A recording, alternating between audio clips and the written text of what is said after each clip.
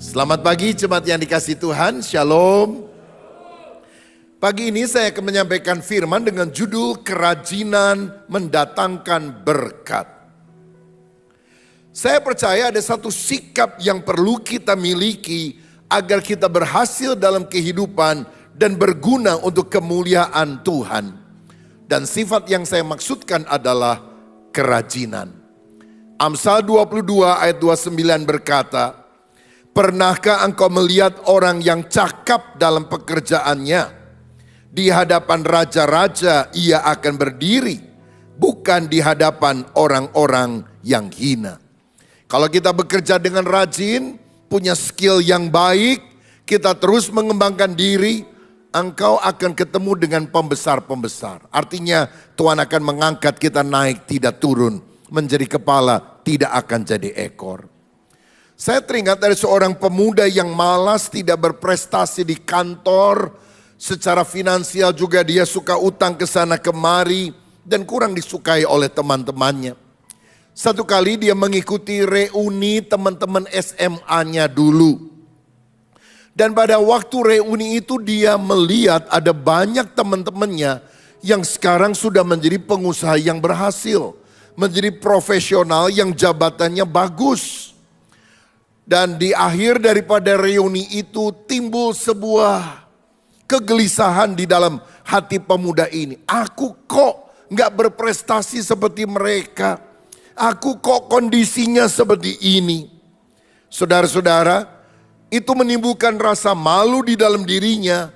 Tetapi sekaligus dorongan, tekad untuk memperbaiki diri. Pulang dari reuni dia berdoa sama Tuhan. Mohon Tuhan memberkati dia. Dia buka Alkitab yang sudah lama dia tidak buka. Jatuh pada Kolose 3 ayat 23. Apapun juga yang kamu perbuat, perbuatlah dengan segenap hatimu seperti untuk Tuhan dan bukan untuk manusia. Dan itu mendorong dia untuk memperbaiki diri. Besoknya dia bangun lebih awal. Di pekerjaan dia tidak suka menunda-nunda tugas lagi. Dia lebih bertanggung jawab terhadap apa yang dipercayakan. Dan kemudian dia meluangkan waktu untuk belajar ilmu-ilmu yang baru. Terutama ilmu digital, marketing dan sebagainya. Kinerjanya mulai membaik. 6 bulan kemudian dia naik jabatan. Beberapa tahun setelah itu dia join dengan salah satu temannya untuk memulai sebuah usaha digital. Dan akhirnya dia menjadi seorang pengusaha yang sukses. Apa yang menyebabkan orang yang tidak berprestasi kemudian menjadi orang yang berhasil berguna dalam kehidupan ini? Revolusi rajin itu yang dia kerjakan. Dia mengambil sikap untuk memperbarui diri. Dan bukan hanya angan-angan, dia disiplin untuk melaksanakannya. Saya percaya ada kerajinan, ada berkat yang Tuhan akan berikan. Amin. Orang walaupun pinter, banyak relasi, kalau males gak akan bermanfaat. Tapi kalau dia rajin, tambah pinter, tambah relasi banyak, tambah cinta Tuhan. Wah, udah pasti jadi itu saudara. Apa itu kerajinan? Kerajinan adalah sikap tekun, tidak mudah menyerah dalam melakukan sesuatu, sungguh-sungguh dan bertanggung jawab. Dalam Roma 12 ayat 11 dikatakan, janganlah hendaknya kerajinanmu kendor. Biarlah rohmu menyala-nyala dan layanilah Tuhan. Dalam hati kita harus selalu ada api yang membara, on fire. Untuk pekerjaan Tuhan, untuk perkara-perkara yang lain. Dan hati yang berkobar itulah yang membuat kita rajin di dalam apa yang kita kerjakan. Mengapa kita harus rajin? Karena kerajinan adalah karakter dari Allah sendiri. Dalam Yohanes 15 ayat 17, Yohanes 5 ayat 17, Yesus berkata, Bapakku bekerja sampai sekarang, maka aku pun bekerja juga. Bapa Surgawi, Tuhan Yesus Kristus adalah pribadi yang rajin bekerja. Kalau Tuhan aja rajin, masa kita malas-malas? Lagi pula kita diciptakan memang untuk bekerja dan mengembangkan diri. Kejadian 1 ayat 28 mencatat, beranak cuculah, bertambah banyak, penuhi bumi, taklukkanlah itu, berkuasalah. Berarti Tuhan menempatkan manusia pertama di Taman Eden tidak hanya untuk menikmati dengan bersantai, tetapi mengembangkannya, mengelolanya. Apa yang dipercayakan Tuhan kepada tangan kita dibuat lebih bagus, dibuat menjadi berhasil. Saya yakini orang rajin akan dipercaya oleh Tuhan dan juga oleh manusia untuk perkara yang lebih besar. Kalau kita nggak setia dalam perkara yang kecil, kita nggak mungkin dapat tanggung jawab untuk perkara yang lebih besar.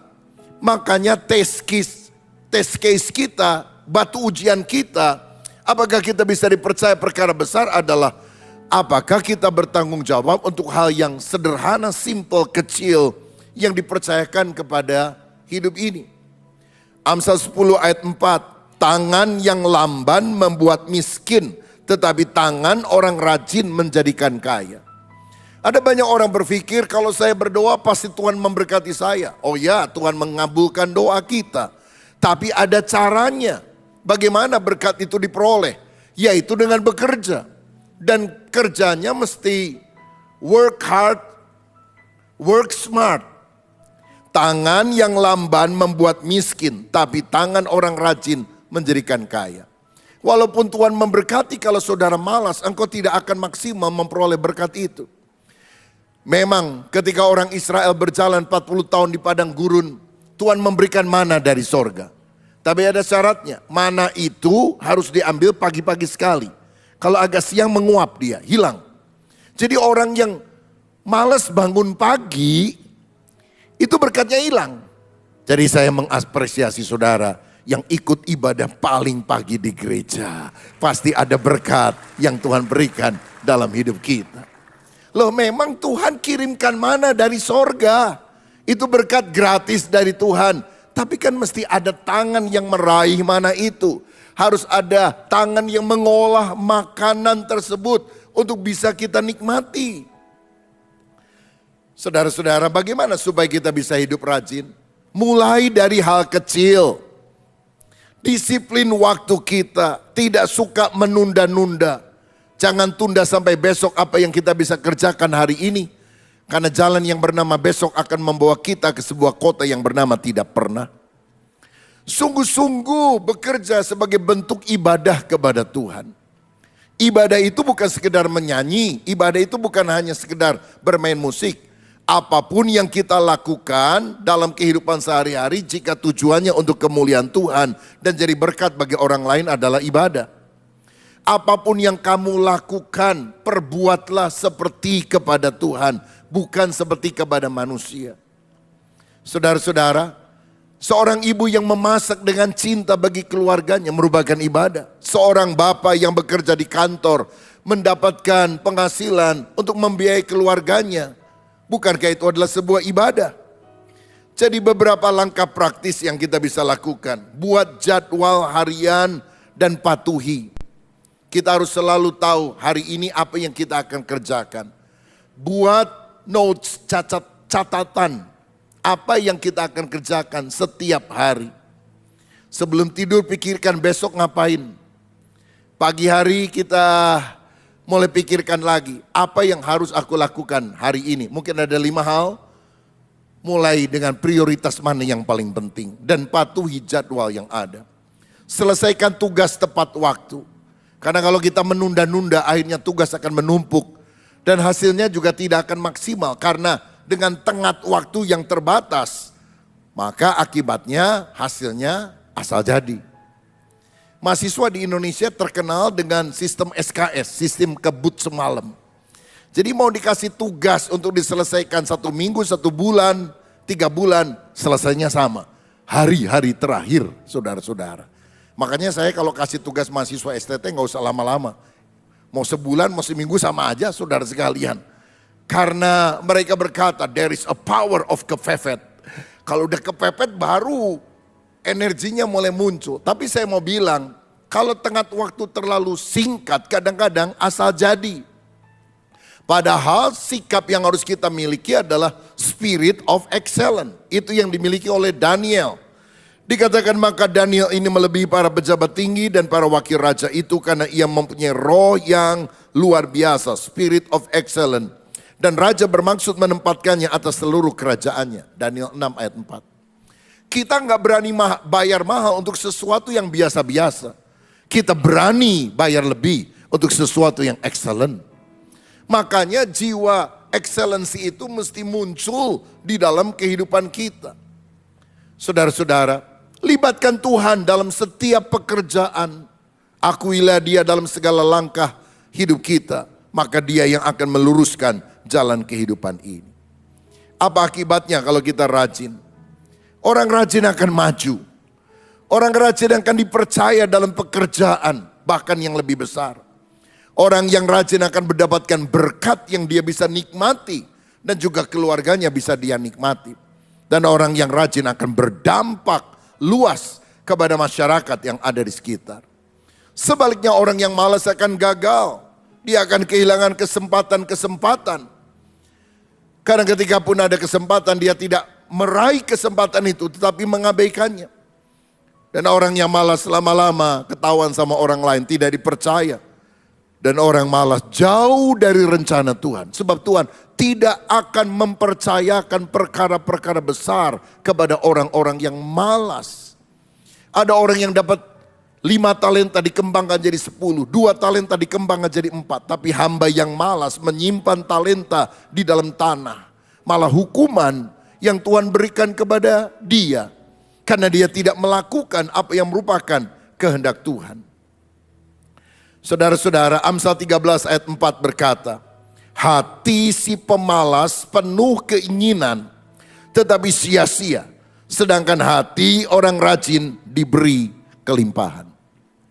Saudara tahu siapa orang yang keinginannya besar sekali, idenya muluk sekali, banyak kali orang malas. Sedangkan orang rajin adalah orang yang bukan hanya punya ide, dia mengeksekusi, dia melaksanakan ide itu. Di Indonesia orang pinter idenya banyak, waduh, di mana-mana ada. Tapi yang dibutuhkan adalah orang yang bisa mengeksekusinya menjadi kenyataan.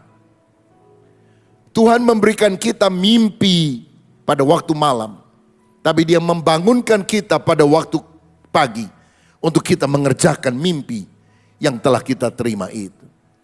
Kalau cuma mimpi, ide besar, omong besar, semua orang bisa. Tapi dibutuhkan orang yang mau bekerja, langkah demi langkah, walaupun tampaknya kecil. Perjalanan ribuan kilometer dimulai dengan satu langkah kecil pada awalnya. Dan kalau kita tekun melakukannya, kita akan berhasil. Kalau saudara karyawan, datanglah tepat pada waktu. Bekerja dengan integritas, jujur. Jangan cari jalan pintas dalam usaha pekerjaan kita. Kalau saudara ibu rumah tangga, rawatlah keluarga dengan cinta kasih. Rajin dalam mengatur keluargamu. Kalau saudara seorang pengusaha atau profesional, bekerjalah dengan keras, jujur, meskipun persaingan makin lama makin tinggi. Andalkan Tuhan dalam setiap keputusan yang kita lakukan. Kalau saudara seorang pelajar, belajarlah secara konsisten setiap hari. Bukan hanya pada saat ujian. Dan jangan suka nyontek. Tapi kita menjadi pribadi yang bertanggung jawab terhadap apa yang kita kerjakan. Kalau saudara seorang pelayan Tuhan, setialah di dalam pelayanan yang kau kerjakan. Meskipun tidak dilihat oleh orang. Selalu siapkan pelayanan dalam doa dan persiapan yang matang. Supaya orang-orang yang kita layani akhirnya mendapatkan berkat. Bukankah kita lebih terberkati oleh orang-orang rajin, ulet, gigih daripada orang-orang yang malas, yang membuang-buang waktu.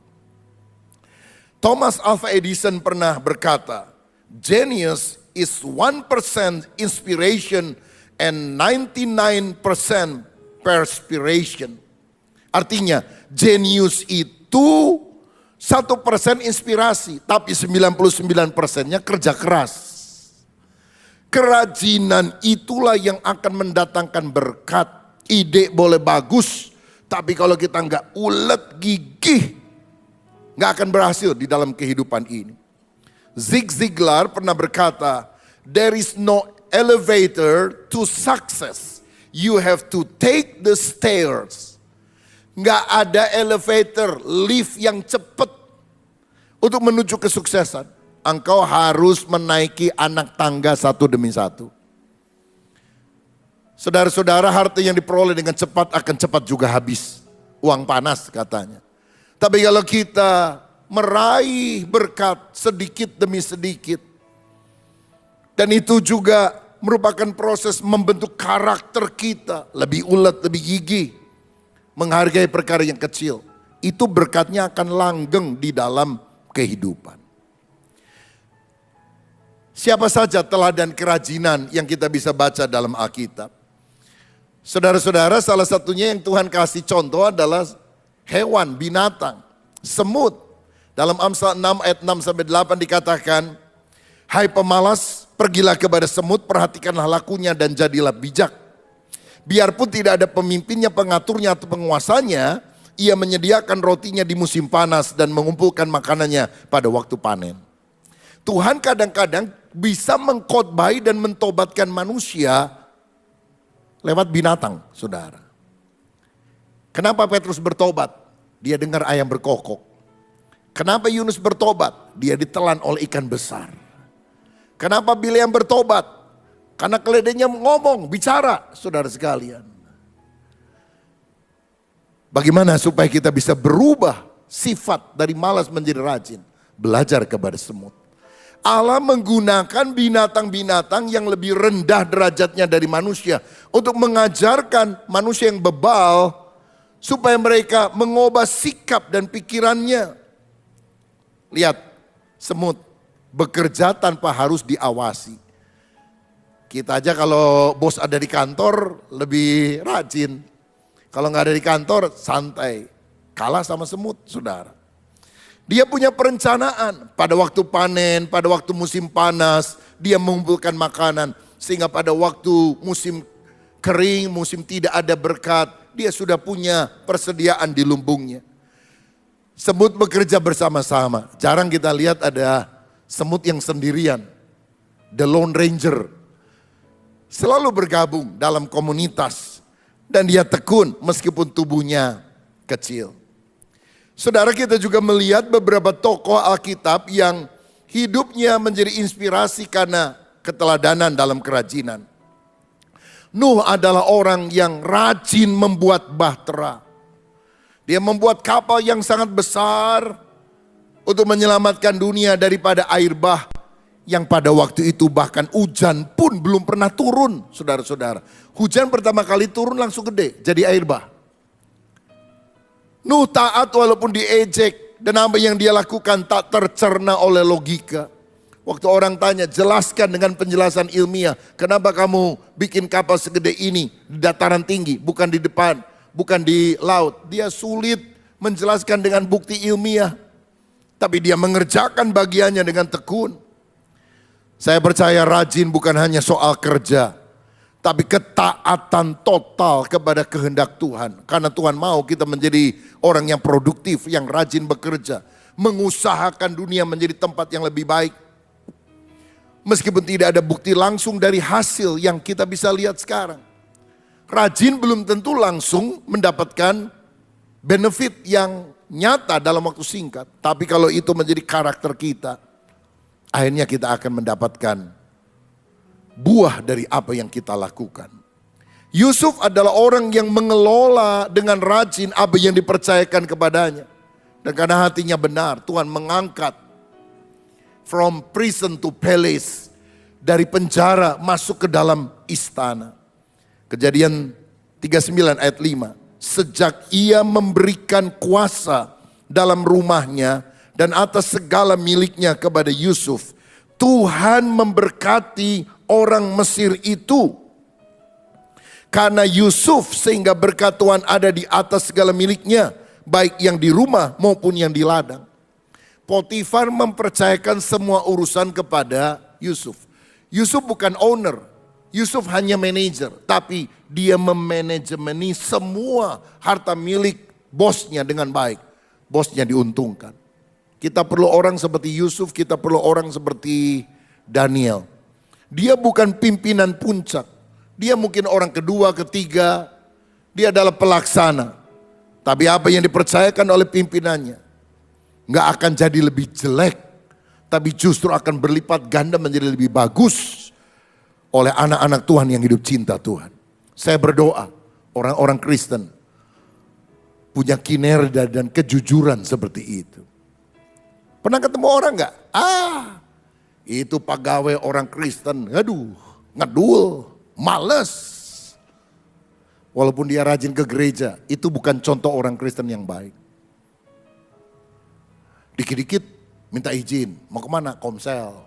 Kemana? Mau doa. Udah aja kerja di gereja, kata si bosnya. Di gereja nggak diterima juga, saudara. Saya juga nggak mau sama orang males. Jadilah orang yang bisa dipercaya oleh Tuhan. Nehemia adalah orang yang rajin membangun kembali tembok Yerusalem walaupun banyak tantangan. Dia tetap fokus bekerja sambil berjaga-jaga. Dan akhirnya usahanya menjadi kenyataan. Saudara, kerajinan juga harus nampak dalam perkara rohani. Kita harus setia berdoa, suka membaca firman, beribadah, melayani dengan sungguh-sungguh. Karena hubungan dengan Tuhan tidak akan tumbuh tanpa komitmen dan keuletan. Justru kita akan merasa kering, bahkan jatuh di dalam dosa kalau kita tidak disiplin dalam kehidupan. 2 Petrus 1 ayat 5 sampai 7. Justru karena itu, kamu harus dengan sungguh-sungguh berusaha untuk menambahkan kepada imanmu kebajikan, dan kepada kebajikan pengetahuan, dan kepada pengetahuan penguasaan diri, kepada penguasaan diri ketekunan, dan kepada ketekunan kesalehan. Dan kepada kesalehan kasih akan saudara-saudara, dan kepada kasih akan saudara-saudara, kasih akan semua orang. Hidup orang Kristen itu mesti progresif, mengalami kemajuan, mengalami peningkatan. Kalau tahun lalu saudara nggak bisa doa di depan umum, tahun ini saudara berdoa dan berusaha untuk bisa berdoa di depan umum. Misalnya setidaknya di dalam komunitas sel di mana kita beribadah. Bagaimana kita bisa jadi rajin secara rohani? Jadwalkan saat teduh harian dengan Tuhan. Misalnya 15 menit pertama setelah kita bangun, jangan mengerjakan apapun. Berdoa, baca Alkitab, lalu mulai merenungkan apa yang saya akan kerjakan sepanjang hari ini. Baru kemudian kita buka HP dan sebagainya. Ikutlah komunitas rohani, rajin ibadah di gereja. Terlibatlah di dalam komunitas sel. Saudara, mulai akhir Agustus ini sampai bulan September yang akan datang, kita akan mengadakan gerakan kelompok sel tentang tujuan hidup. Untuk apa saya hidup di dunia ini? Ada 5 kali pertemuan yang saudara bisa ikuti di rumah-rumah. Dan saya mendorong saudara untuk mendaftarkan diri setelah ibadah ini usai kepada para pelayan Tuhan di luar. Saudara yang belum pernah ikut komsel atau pernah ikut komsel dulu 1000 tahun yang lalu, ayo daftarkan diri kembali. Saudara bisa daftar sebagai peserta, tapi saudara juga, ini yang lebih saya dorong, berkata saya juga mau rumah saya dipakai untuk tempat pertemuan komunitas sel. Karena di mana hadirat Allah turun dalam sebuah rumah, berkat Allah akan dicurahkan. Walaupun kita rajin kerja keras, kalau bukan Tuhan yang memberkati semuanya sia-sia. Tapi berkat Tuhan diperoleh melalui kerajinan yang kita lakukan dalam kehidupan. Termasuk kerajinan dalam perkara rohani. Saya dorong saudara mengikuti gerakan kelompok sel yang mulai hari ini dibuka pendaftarannya. Dan akan dimulai akhir bulan Agustus sampai September 5 kali pertemuan saja. Saudara ikut, engkau akan dapat manfaat. Untuk apa saya ada di dunia ini? Saya dan tim pastoral akan memberikan arah melalui video untuk setiap pertemuan yang ada. Supaya kita mengerti kenapa kita ada di dunia saat ini. Yang ketiga, layani Tuhan dengan tekun. Karena mengasihi Tuhan dan mau jadi berkat bagi orang lain. Yang belum terlibat dalam pelayanan, Saya dorong saudara, libatkan diri dalam pelayanan. Pelayanan di komunitas sel, pelayanan di gereja, pelayanan di tengah masyarakat. Saya percaya visi besar hanya bisa terjadi dibarengi dengan kerja keras. Tanpa kerja keras, visi hanyalah mimpi kosong. Tuhan memakai orang rajin dan gigih untuk mengubah sejarah. Kerajinan bukan hanya membawa keberhasilan pribadi, tapi bisa membawa perubahan besar bagi banyak orang. Tuhan bisa memakai orang rajin untuk menjadi alatnya di dunia ini. Ayo sama-sama rajin bekerja untuk Tuhan. Rajin melayani Tuhan. Rajin melakukan sesuatu untuk kemuliaan nama Tuhan. Salah satu tanggung jawab yang Tuhan berikan kepada kita hari-hari ini adalah membangunkan sebuah rumah Tuhan di Bandung Timur, di daerah Sumarekon. Karena oleh anugerah Tuhan, kita adalah gereja satu-satunya yang punya izin di Bandung Timur. Nggak ada yang lain yang dapat izin selain gereja kita, saudara. Jadi saya mau bilang adalah berdosa kalau kita tidak menyambut tanggung jawab Tuhan itu dengan mengerjakannya dengan segenap hati. 2 tahun lebih yang lalu kita mulai pekerjaan tersebut. Ini kompleks yang besar saudara-saudara. Biaya sangat besar. Tapi sampai hari ini kita nggak punya utang di bank. Semua bisa dilunasi oleh persembahan jemaat. Oh puji Tuhan. Semua konstruksinya selesai saudara-saudara. 4 lantai. Dari ujung ke ujung beres semuanya. Tahun ini kita mulai masuk finishing. Finishing itu biayanya besar sekali saudara-saudara. Kita sudah masuk bulan ke-6, bulan ke-7.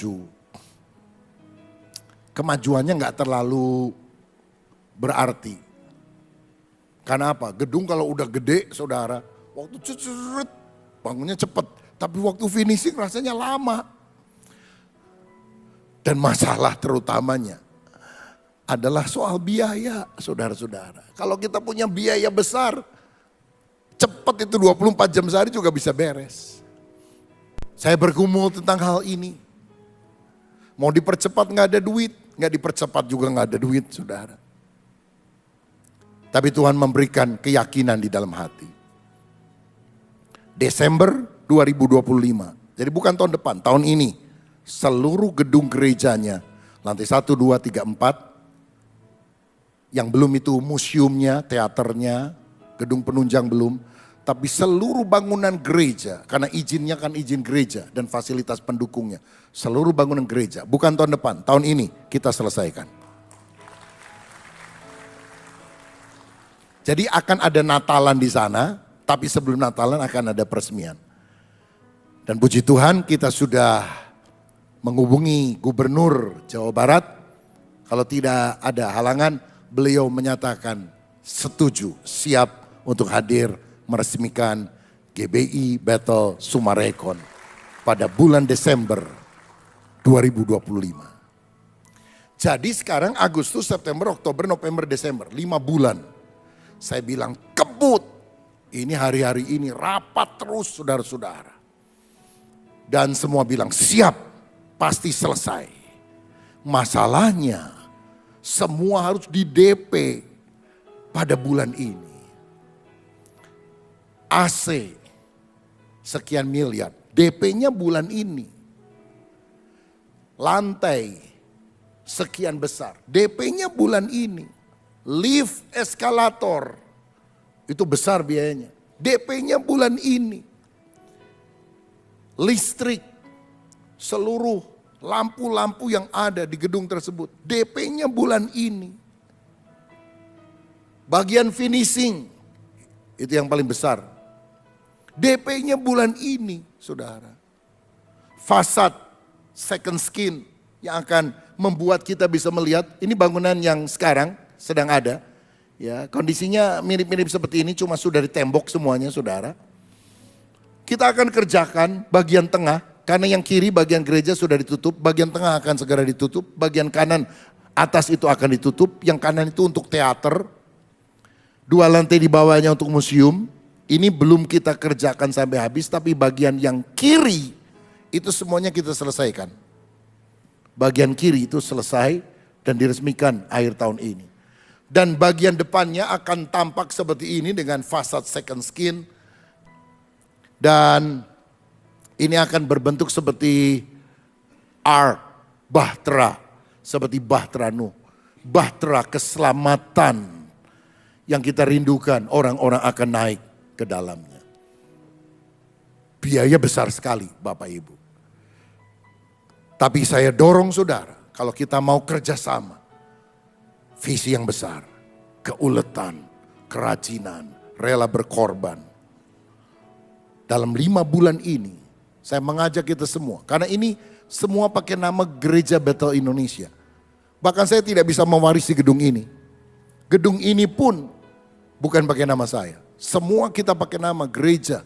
Sehingga orang kalau izinnya gereja nggak bisa diambil oleh siapapun, saudara sekalian. Saya hanya berpikir mana yang paling aman supaya itu menjadi milik seluruh jemaat yang ada. Saya harus berkorban, kita semua harus berkorban. Kalau saudara percaya ini adalah karya Tuhan besar yang dipercayakan kepada kita. Visi besarnya sudah ada. Satu hal yang saya minta saudara bisa terlibat. Keuletan, kerajinan, rela menabur. Nanti di pintu luar gereja kalau saudara mau ada daftar sebagian kebutuhan finishing dari GBI Sumarekon yang dibutuhkan sampai Desember ini. Jadi kalau saudara mau menabur, mau berkorban, terutama sampai Desember ini saudara sekalian. Karena kebutuhan dananya besarnya di sana.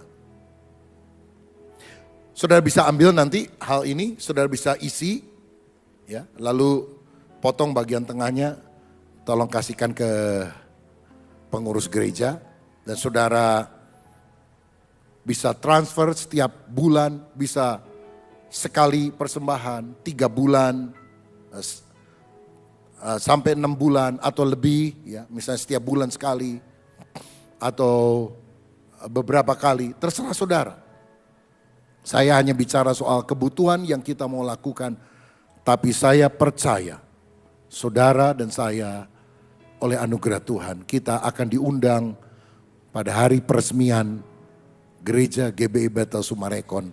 Bukan tahun depan tapi tahun ini jika Tuhan berkehendak, dan bangunan itu akan jadi oleh anugerah Tuhan. Amin. Akan ada waktunya jemaat mau nyumbang tapi panitia bilang udah gak perlu nyumbang karena semua bangunan sudah selesai. Saya percaya saudara nyumbang gak nyumbang bangunan ini akan selesai karena Tuhan yang memberikan visi. Tapi berbahagialah kita yang mau terlibat di dalamnya. Jadi saya tidak akan bagikan kepada saudara, tapi bagi saudara yang melihat visi ini, percaya ini adalah apa yang Tuhan kerjakan, saudara nanti bisa keluar ambil kepada pengurus. Lalu kemudian saudara bisa isi dan serahkan bagian setengahnya supaya kita bisa catat dokumentasi sehingga kita bisa sama-sama membangun untuk kemuliaan nama Tuhan. Selamat pagi, Tuhan Yesus memberkati kita semuanya.